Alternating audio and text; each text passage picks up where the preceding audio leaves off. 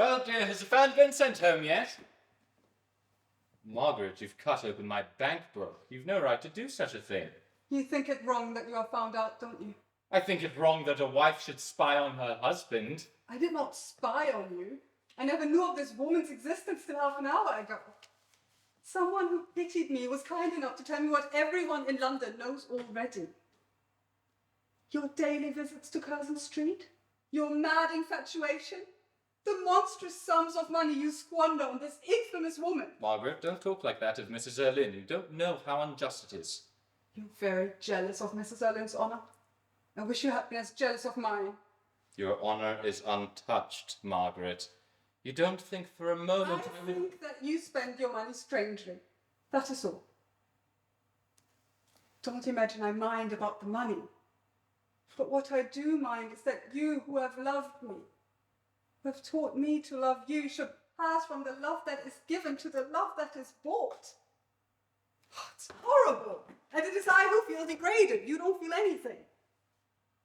I feel stained, utterly stained. Margaret, don't say that. You know I never loved anyone in the whole world but you. Who is this woman then? Why do you take a house for her? I did not take a house for her. You gave her the money to do it, which is the same thing.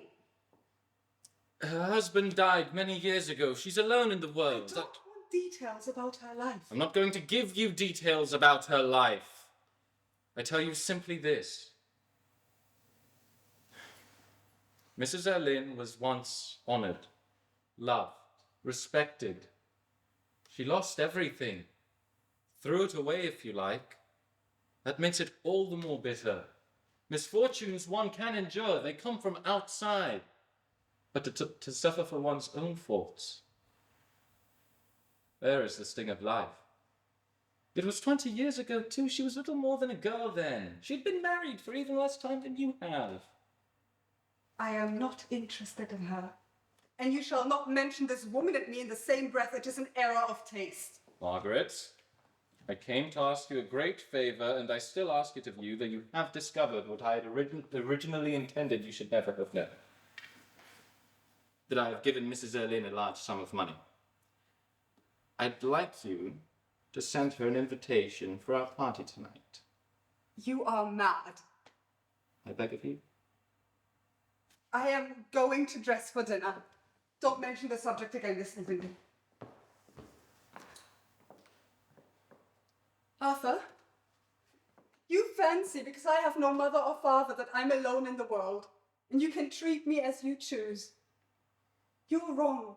I have friends, many friends. Margaret, you're talking foolishly, recklessly. I won't argue with you, but I must insist upon your asking Mrs. Erlynne. I shall do nothing of the kind. Then I will. You're going to invite this woman? Yes,